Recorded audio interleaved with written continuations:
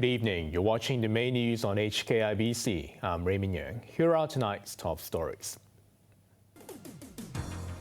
Tolls at the 3 cross-harbour tunnels are adjusted, but the effect on traffic appears to be minimal. A 50-year-old woman is arrested in connection with the closure of a tutoring chain. And Fencer Kaylin Hsieh wins Hong Kong's second gold medal at the World University Games. Tolls at all 3 road harbour tunnels were adjusted today in a bid to ease congestion, but traffic remained heavy at the cross-harbour crossing, despite many motorists opting for the Western Tunnel. Janice Low reports. When the clock struck 12 at midnight, operations at toll booths at the Eastern and Western harbour crossings were temporarily suspended to update tunnel charges. The cross-harbour tunnel operated as normal because with the e-toll system, drivers did not have to stop and pay. With the government resuming ownership of the Western harbour crossing after 3 decades, toll fees have been adjusted in a bid to ease congestion at the 3 harbour crossings. Private cars now pay only $60 instead of $75 at the Western harbour crossing, which is underutilized because of its high toll. Motorists flocked to the Western crossing as the morning rush hour began.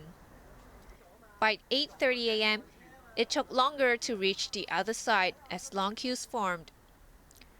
It was a sharp contrast to Monday when the toll was $75.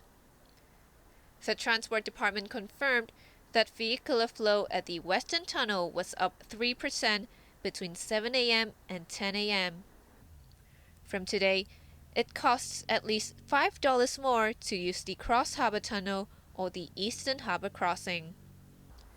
The government says at the Cross-Harbour Tunnel, vehicular flow was reduced by 4% this morning, and there was a 1% drop in cars opting for the Eastern Harbour Crossing.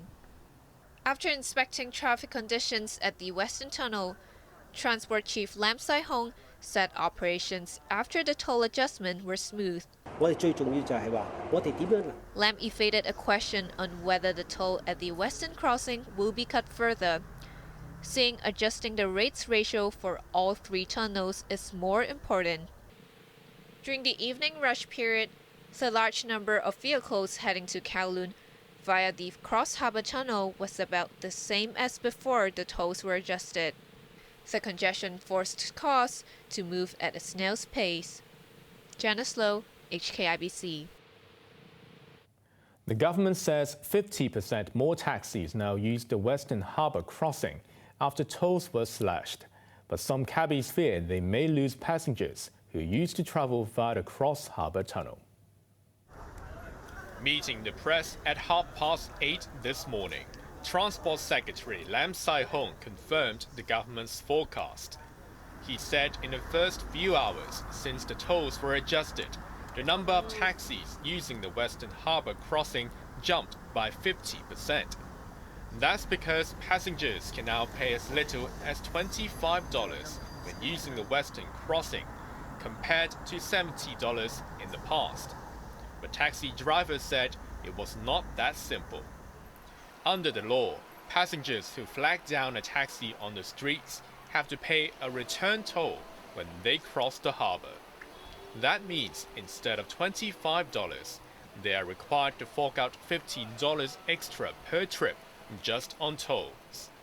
Return tolls are only waived if passengers get on at a designated taxi stand, such as this one across Times Square in Causeway Bay. Before the adjustment, Cross-Harbour Tunnel users only had to pay $20, $30 less than now. Cabbies feared many passengers will be turned away, since the Cross-Harbour Tunnel remains the most popular choice. But Taxi and Public Light Bus Association Chairman Chow Kwok-keung believes cabbies would still benefit, as the time saved from using the Western crossing can be used to pick up more passengers. Customs officers have arrested a director of a tutoring chain, which folded over the weekend without prior notice. The 50-year-old woman was still being detained as she was driven away from customs headquarters this afternoon. Authorities launched an investigation after 5 branches of Brilliant Education shut down on Saturday. More than 300 parents are now demanding refunds of $2.5 million in tutorial fees. If convicted, this would be the biggest violation of the Trade Descriptions Ordinance in terms of the amount involved. Aggie Deng from the Unfair Trade Practice Investigation Division said it had reason to believe the company continued to accept payments, despite knowing it was about to go under. Nearly 850,000 people have been relocated in Hebei amid stepped-up rescue efforts after downpours battered the province surrounding Beijing. This came as the capital recorded the most rainfall in 140 years, with the death toll remaining at 20. Chloe Feng reports. 最大降水量达到746.8毫米。 Beijing lifted the yellow warning signal this morning, but floods continue to wreak havoc in Hebei province, which surrounds the capital. Worst hit were the cities of Baoding and Zhuozhou, which are located downstream of rivers in Beijing. In Zhuozhou, water swamped residential areas, schools, warehouses, and glass factories, trapping children, pregnant women, and senior residents. Online bookstore bookschina.com said its staff were waiting to be rescued from the 4th floor of their flooded warehouse, which has over 4 million books. More than 134,000 residents of Zhuozhou were affected, and over 100,000, 1/6 of the city's population, were evacuated. Nearly 640 hectares of agricultural land, as well as 146 villages, were flooded as rainfall averaged 355 millimeters since Saturday. The authorities have asked for urgent support for rescue work following a power outage and water shortage, saying it desperately needs rafts, life jackets, and emergency supplies. About 9,000 rescuers from neighboring Henan and Shanxi provinces are helping to search for stranded people. Over 847,000 people in Hebei were relocated to safety. In Beijing, the Weather Bureau said the capital had registered the heaviest rainfall since records began in 1883. Between Saturday and this morning, 744.8 millimeters of rain fell on a reservoir on the outskirts of Beijing. The authorities yesterday reported at least 20 deaths, with 27 people missing. Chloe Feng, HKIBC. Turning overseas, former U.S. President Donald Trump is facing more legal trouble. This time he's been charged with plotting to reverse the result of the 2020 election, which he lost. An indictment was unsealed, charging Donald J. Trump with conspiring to defraud the United States, conspiring to disenfranchise voters, and conspiring and attempting to obstruct an official proceeding. The attack on our nation's capital on January 6, 2021, was an unprecedented assault on the seat of American democracy. It was fueled by lies. Lies by the defendant, targeted at obstructing a bedrock function of the U.S. government, the nation's process of collecting, counting, and certifying the results of the presidential election. The indictment lays out 4 felony charges, some of which could put Trump behind bars for up to 20 years if he is convicted. The former president was reported to be furious with the charges and accused the Biden administration of trying to wreck his chances in next year's election. Trump remains the front-runner for the Republican presidential nomination.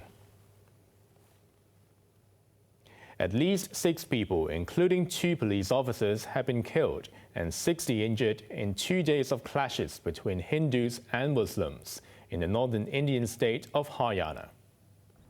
The violence erupted on Monday when a Hindu religious procession was attacked as it passed through a Muslim-dominated area in New District, 75 kilometers south of the capital, New Delhi. Tensions spilled over to the neighboring city of Gurugram, where mobs burned a mosque and killed a Muslim cleric. Authorities imposed a curfew, suspended internet services, and closed schools and colleges as a precautionary measure. Thousands of paramilitary forces were deployed and 115 people arrested.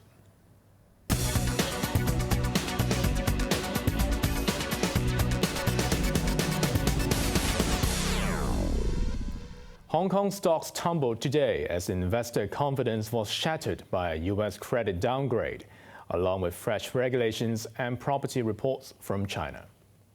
The Hang Seng Index headed south shortly after opening and closed 2.5% lower. The Hang Seng Tech Index plummeted 3.3% in its biggest single-session retreat in 3 months. This came after Beijing proposed limiting mobile phone use by children, denting optimism that the regulatory crackdown on tech giants is winding down. Banking shares took a hit after the central bank said it will guide commercial lenders in trimming payment ratios to support the ailing property sector. Construction Bank and HKIBC both plunged around 3%.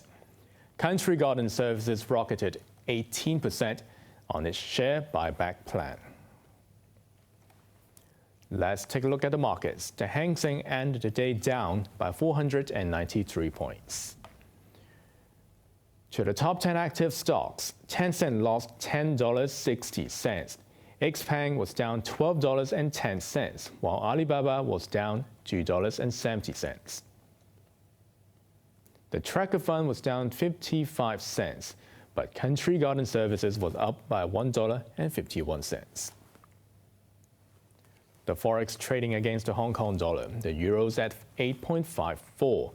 1,000 Japanese yen will get you 54 Hong Kong dollars, while the Australian dollar is at 5.11. Over in Europe, the London FTSE is currently down 71 points. The United States has dismissed claims that its governance is deteriorating after Fitch downgraded its credit rating. The agency lowered Washington's long-term sovereign credit rating by 1 notch from the highest tier of AAA to AA+.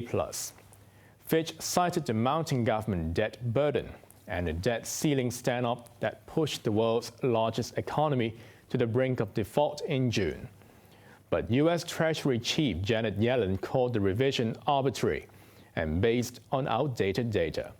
Standard & Poor's downgraded the U.S. rating 12 years ago, with Moody's the only agency to keep its top rating for the country. Finally, the weather. Very hot tomorrow with the mercury hitting 34 degrees. The minimum temperature will be 28 degrees. Showers and thunderstorms in the following couple of days. Now let's take a look at the weather around the world.